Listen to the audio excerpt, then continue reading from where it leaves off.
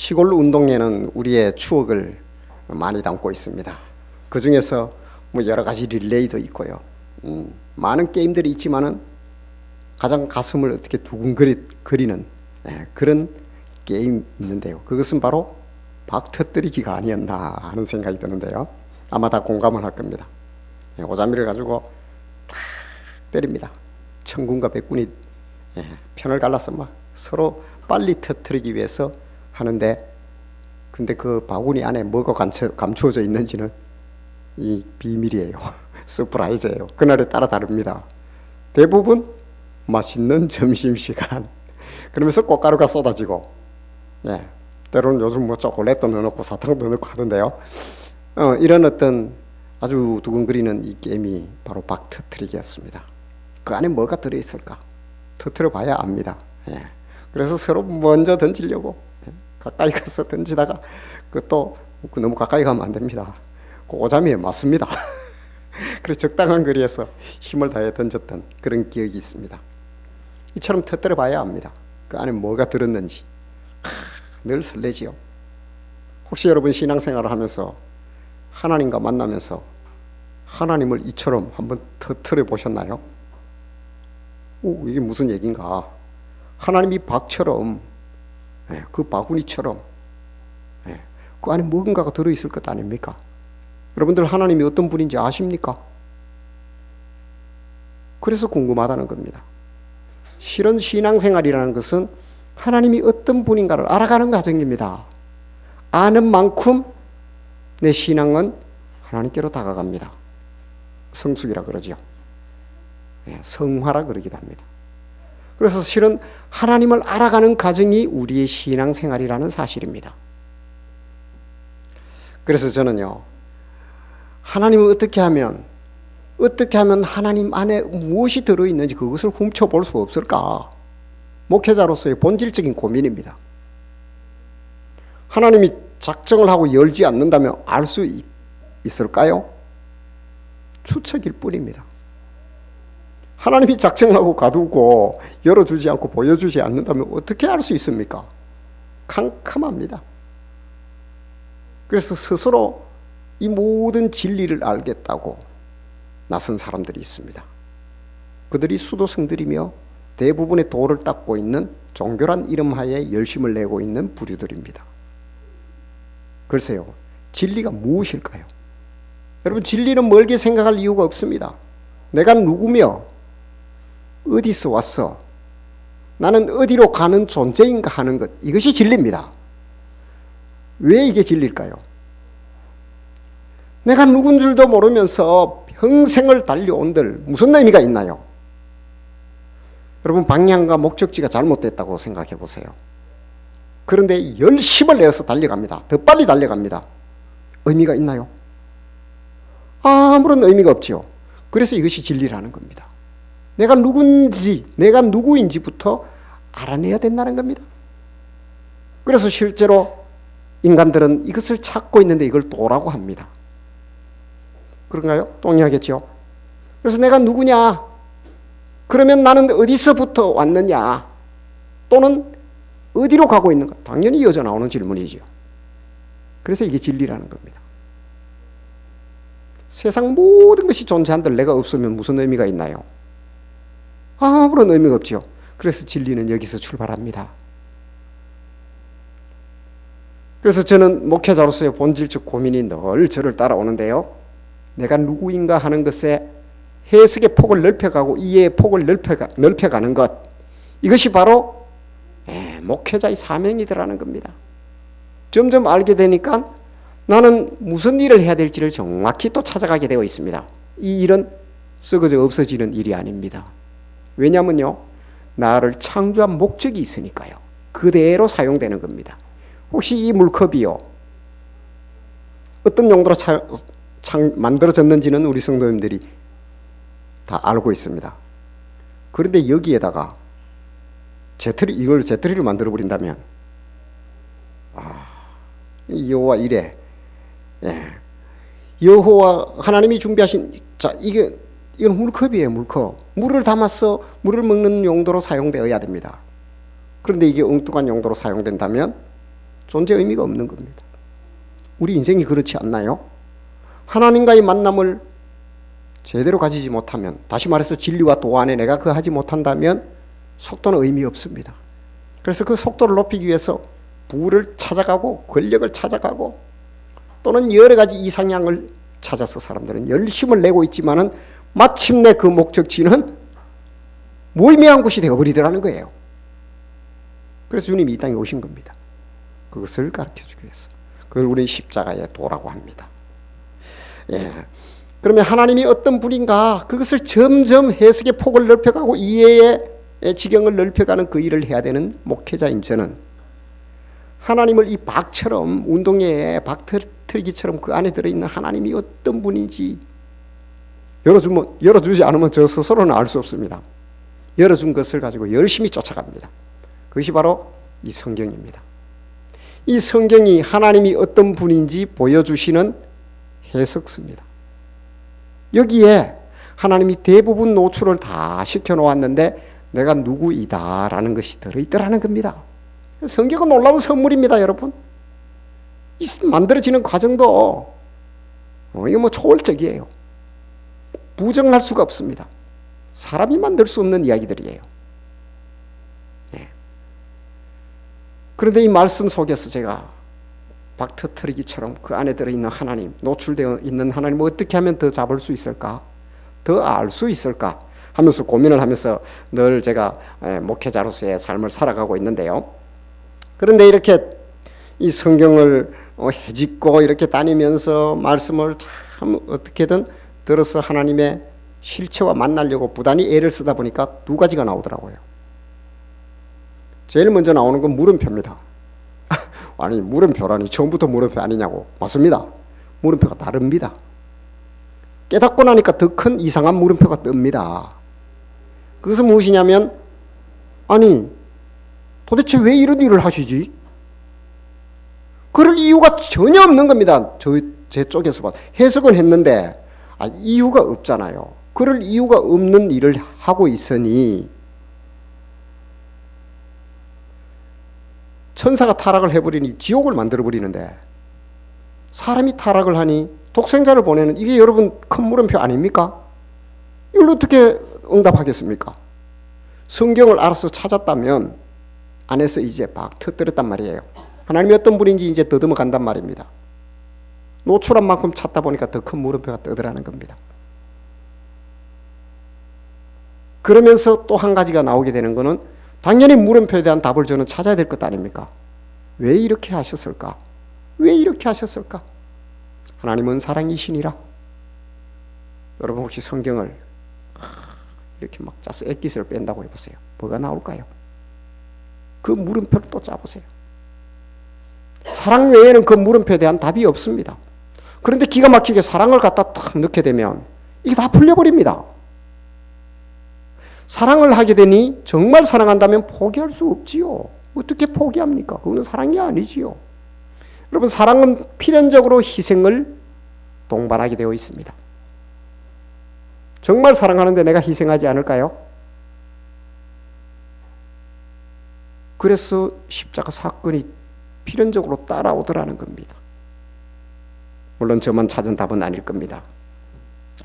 그런데요, 조금 더 한 걸음 더 들어가서 주님의 노출한, 하나님이 어떤 분인가를 그렇게 노출한 그 흔적을 한 걸음 더 들어가 쫓아보는데요. 한 세 가지 정도로 오늘 제가 성도님들과 나누기를 원합니다. 첫 번째 그 흔적은 창조였습니다. 우리는 창조란 이야기가 늘 익숙하게 들려오지요. 제가 한번 물어보겠습니다. 아무것도 없어요. 본 적도 없고 흔적도 없고 참고할 만한 사항도 없습니다. 지금부터 제가 말씀을 드립니다. 강아지를 한 마리 만들어 보세요. 본 적도 없습니다. 이게 창조입니다. 자, 지금 여러분 머릿속에 있는 강아지는 없습니다. 어떻게 만드실 거예요? 창작 활동을 우린 예술을 합니다. 그런데 여러분, 예술을 할 때는요, 무언가에 근거해서 예술 행위를 합니다.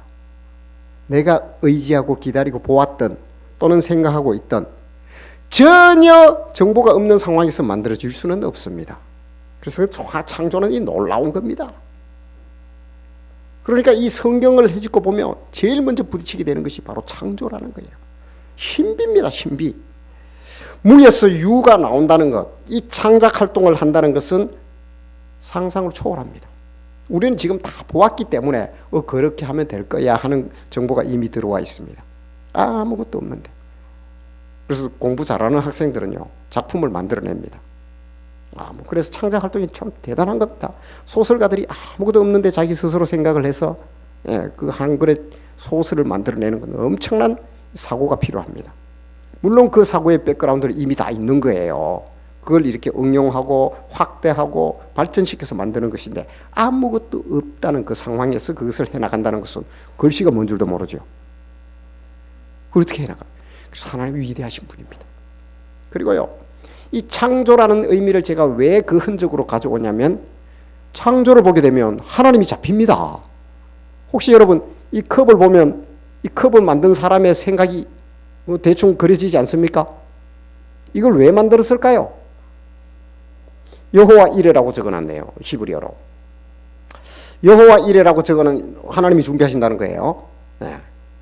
하나님이 이 사람은 분명히 기독교적 세계관을 가진 사람일 거야 하고 그 사람이 잡히죠. 네. 그리고 독일을 다룰 수 있는 사람. 그리고 이게 사람이 잡으려고 만들어 놓은 겁니다. 잡히집니다. 이게 잡혀요. 피아노를 보면 피아노를 만든 사람의 의도가 보입니다.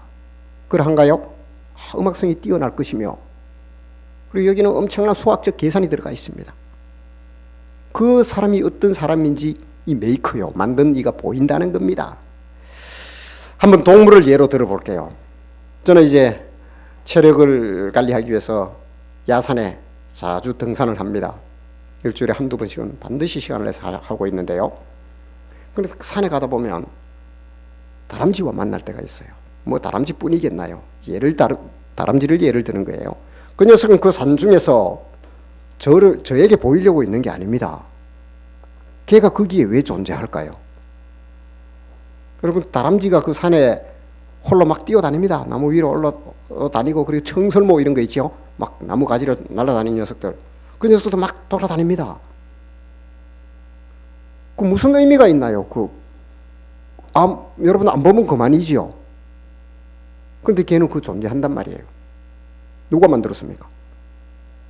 무슨 의도로 만들었느냐고요. 그런데 의도가 보입니다. 자세히 관찰해 보면요, 그 녀석들이 도토리를 물고 내려옵니다. 또는 도토리가 떨어진 걸 주워가지고 먹고 싶어서 자기들이 배고프고 추울 때 먹는다고 저쪽 멀리 물고 가서 땅을 파고 집어넣어요. 그런데 이게 기억을 잘 못해요. 반도 못 찾아 먹는데요. 그러니까 땅속에 내가 안 심어도 도토리가 심어집니다. 참나무는 그렇게 자랍니다. 도토리 나무는. 그 하나님이 그런 메커니즘을 만들어 놓은 거예요. 기가 막히지 않나요? 여러분 지금 예배 마치고 가서 산에 가서 도토리 전부 여기저기 옮겨 심을 거예요. 그렇게 못하는 민들레 홀씨는 바람에 날려서 훌훌 날아가서 어딘가 떨어져서 또 번식을 하게 만들어놨습니다.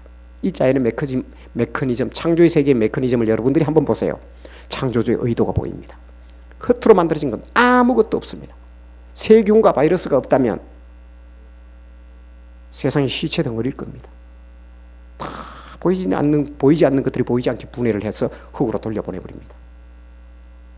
의도가 보이지 않나요? 이 세계를 아름답게 유지하고자 하는 메이커의 의도.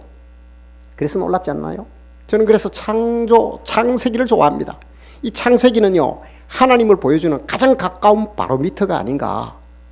그래서 그걸 흉내냅니다. 우리 사람은 하나님의 형상을 닮았기 때문에 내 안에 그런 능력이 있습니다. 그래서 사람들도 모방을 하여 창작 활동을 합니다. 이걸 예술이라 하기도 하고요. 작품이 나와버립니다.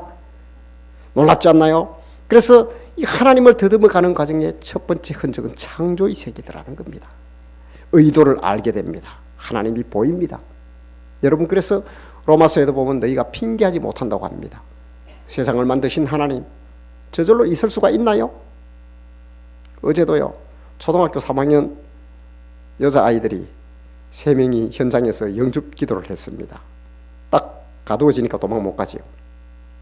제가 인격이 호소한다고 했습니다. 내가 너희들에게 말이야, 지금부터 이야기하는데 나는 목사인데 내가 다른 소리를 하거나 윽박지르거나 말도 안 되는 논리라면 너희들이 인격적으로 싫어요 해. 그런데 내하고 이야기해보자 하면서 제가 창조의 세계를 이야기했습니다. 누군가에 의해서 만들어질 수밖에 없다는, 점점 그 복잡성이 확대되어서 그 아이들까지 지목이 됩니다. 너가 저절로 있을 수 있니? 결국은 그것을 믿는 자기가 너무나 허무한 거예요.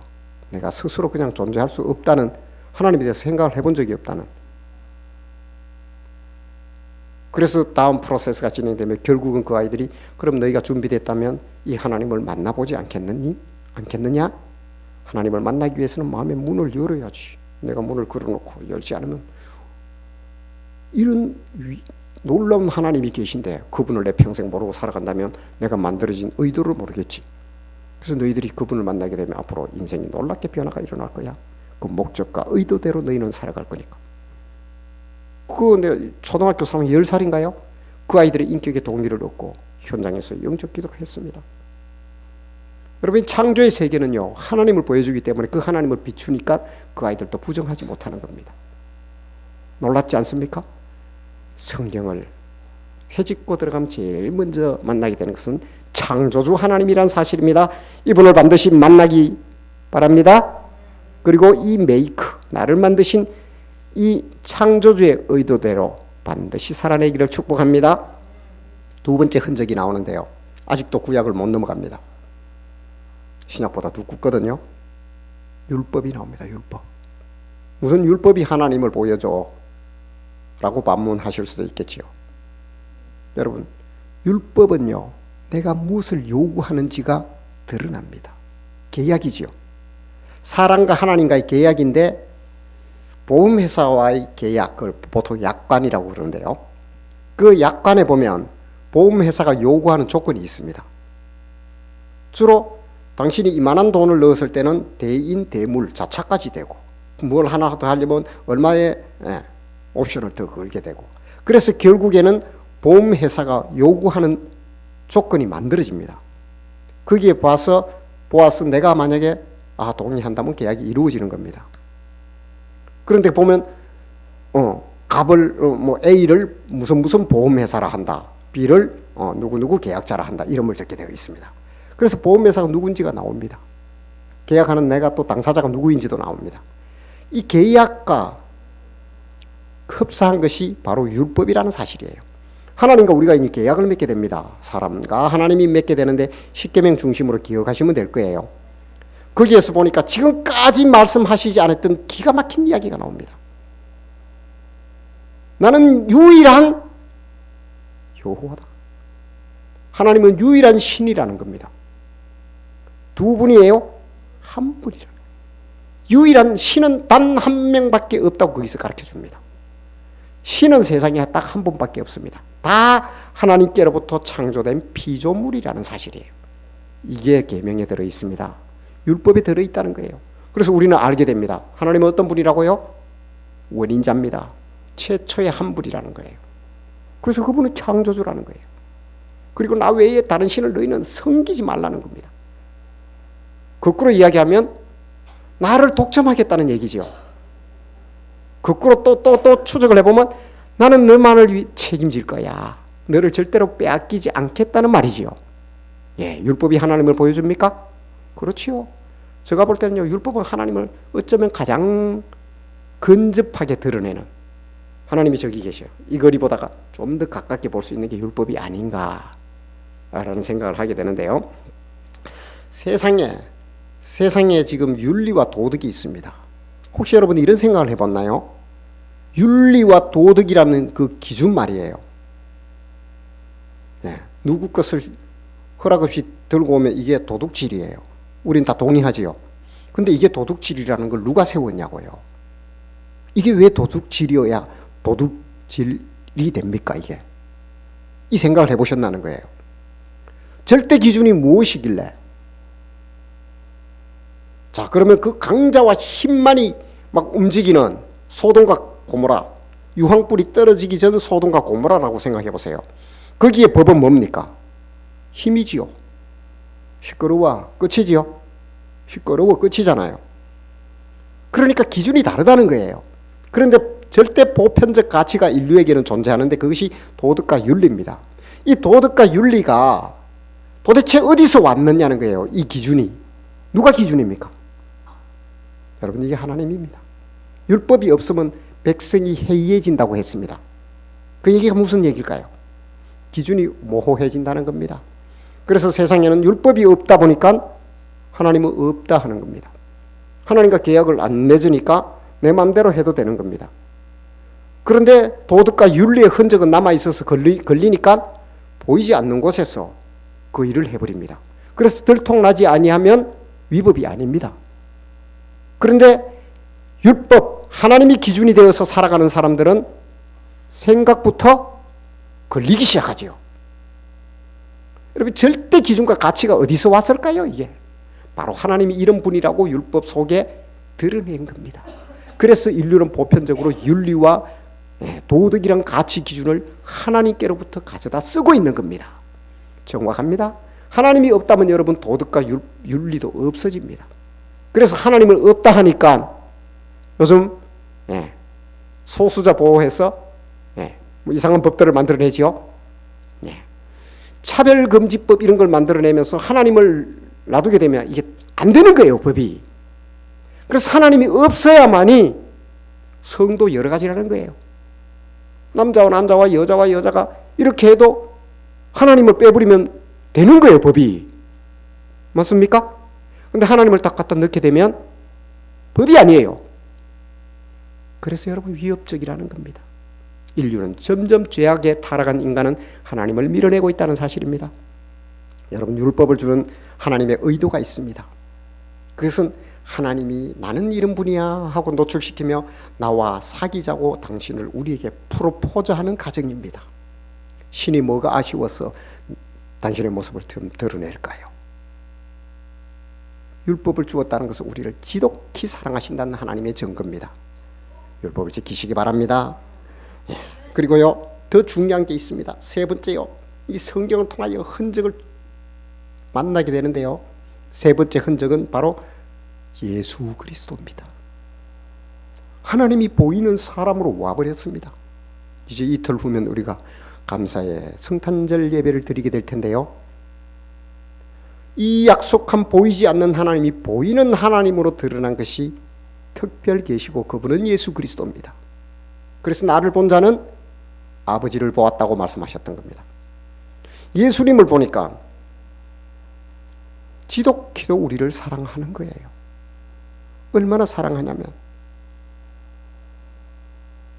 마침내 갈보리 언덕에서 십자가에 죽어서 제물이 되기까지 우리를 사랑하는 거예요. 오늘 본문은 세상을, 하나님이 세상을 이처럼, 여러분 세상은 접니다. 자기 이름을 넣으시면 됩니다. 하나님이 나를 이처럼 사랑하사 예수 그리스도 독생자를 주셨다. 이는 예수 그리스도 그분을 믿는 자마다 하나님의 자녀가 되게 하기 위함이었다는 거예요. 아니, 세상에 내가 하나님의 자녀로 회복되기 위해서 하나님이 스스로 굉장한 일을 벌였는데 그것이 직접 사람의 모습으로 와서 당신이 직접 희생의 제물이 되어버린다는 거예요. 나의 모든 죄와 허물이 없이기 위하여 누군가 죽어야 됩니다. 아니, 죄를 지었으니까 벌을 받잖아요. 그 벌의 대가가 사망이에요. 내 대신 누가 죽었으니까 저는 이제 자유할 거 아닙니까? 그 일을 마침내 해버렸다는 겁니다. 이런 흔적이 어디 있나요, 세상에? 나를 사랑한다는 이거보다 더 확실한 흔적이 어디 있나요? 우리는 그 흔적의 수혜자입니다. 이게 해석이 됩니까? 사랑을 빼고 지금부터 해석을 해보십시오. 평생이 가도 여러분 물음표만 뜰 겁니다. 그러나 예수님은, 하나님은 우리를 지독히도 사랑하셔요. 그래서 마침내 우리를 위한 그 마지막 흔적, 예수 그리스도도 오셨습니다. 그리고 오늘 우리 가운데 임마누엘로 오셨다고 합니다. 그것은 예수님이 떠나지 않겠다는 거예요. 정말 사랑하고 너무너무 좋아하면 어떻게 할까요? 안 떠납니다. 아예 들어앉아서 같이 있어버립니다. 그래서 요한복음 14장 20절에 이렇게 말씀합니다. 그날에는 내가 아버지 안에 너희가 내 안에, 내가 너희 안에 있는 것을 알게 될 것이다. 안 떠나고 있다는 거예요. 이 말이 공수표가 아닙니다. 지금 보혜사 성령으로 성도님들 마음속에 지금 내주하고 계십니다. 이보다 더 확실한 흔적과 증거가 필요하나요? 그러면 우리도 계속해서 주님 앞에 내가 드릴 결단이 점점 나의 가제로 돌아오게 됩니다. 예수 그리스도는 나를 사랑한다는 하나님의 노출에 당신을 노출하는 절정입니다. 그 절정이 어디로 향하고 있나요? 예수 그리스도가 이 땅에 와서 남겨놓은 유작이 있습니다. 그것은 바로 사랑인 교회입니다. 하나님이 교회를 만드셨어요. 독생자 예수 그리스도를 보내시고 마침내 그 절정의 교회를 만드셨다는 사실입니다. 주님이 떠나고 나니 보혜사 성령으로 내 안에 계시는데 이것이 교회들하는 겁니다. 거룩한 무리가 되어버립니다. 주님이 계셔버리니까요. 그들이 모인 회당, 모인 공동체, 이것을 우리는 교회라고 합니다. 교회를 조금 더 인수분해 해볼까요? 오늘 설교의 제목이요, 사랑의 인수분해입니다. 추적을 해보니 큰 물음표가 나오고요, 그 물음표 안에 더 들어가 보니까 사랑이 나오더라는 겁니다. 그 사랑을 인수분해하니까 마침내 창조가 나왔습니다. 그리고 율법이 나왔습니다. 그리고 예수 그리스도가 나왔습니다. 그 예수 그리스도는 결국 사랑으로 그 목적지가 정해집니다. 그리고 그 사랑의 마지막 그 골방의 문을 열어보니까 사랑인 교회가 있고 내가 있더라는 겁니다. 동의하십니까? 바로 하나님의 그 사랑의 인수분해, 이 모든 인수분해 해와 답은 기가 막히게 오늘의 나입니다. 하나님이 세상을 이처럼 사랑하사 독생자를 주셨는데 이처럼 독생자를 주신 그 목적지가 바로 나였다는 사실입니다. 부정할 수가 없습니다. 그래서 내 안에 주님이 계시고 너 또한 내 안에 있다고 지금도 말씀하시며 보혜사 성령으로 지금도 보증하고 계십니다. 그래서 그분의 사랑의 주파수는 오늘 또 이 자리에 예배자로 여러분들을 불러 모으고 있지 않나요? 그렇다면 우리는 어떻게 살아야 할까요? 그 나를 만드신 창조의 목적과 나를 사랑하시는 그 사랑에 응답해야 되지 않겠나요? 그 응답을 뭐라고 하냐면 너희가 나를 사랑하면 나의 계명을 지킨다 라고 요한을 통하여 우리에게 들려주고 계십니다. 주님의 계명이 뭘까요? 여러분, 주님의 계명은요, 마음과 뜻과 힘을 다하여 여호와 너희 하나님을 사랑하고 이와 같이 두 번째는 내 이웃을 내 몸처럼 사랑하라. 하나님은요, 한 사람도 놓치기를 원하지 않습니다. 오늘도 내 안에 우리 가운데 임마누엘 하시는 이유는 나와 함께 그 일을 하며 동력하자고 하는 겁니다. 여러분, 직업 소명설이라고 있습니다. 그것은 무슨 얘기냐면요, 내 삶의 자리에서 나를 하나님의 메신저로 불렀다는 사실입니다. 여러분이 기업을 경영합니까? 그 한 목적지가 주님과 동행하는 곳이어야 합니다. 주님의 마음이 있는 곳이어야 합니다. 또는 직장생활을 하십니까? 여러분은 삶의 자리에서 그리스도인의 메신저가 되어야 됩니다. 예수님을 드러내야 된다는 사실입니다. 저 사람을 보니 주님이 보여. 야, 네가 믿는 하나님 나도 알고 싶어. 이것이 성도로서의 주님의 계명을 지킨다는 사실입니다. 그러나 때로는 이것이 만만치 않습니다. 그럴지라도 그것을 살아내는 사람, 이것을 성도라고 하며 주님은 내 것이라는 말까지 사용하십니다. 이제 이틀 후면 주님이 오신 성탄절입니다. 여러분, 우리의 삶은 이 주님의 초청에 응답하는 주님 내가 여기 있나이다 하며 기꺼이 살아내는 것으로 응답해야 되지 않겠나요? 이 초청에 여러분이 기꺼이 응답하시길 바랍니다. 그리하여 주님과 만나서 진정한 성도된 행복을 누리는 다 행복한 성도로 사시기를 주님의 이름으로 축복합니다.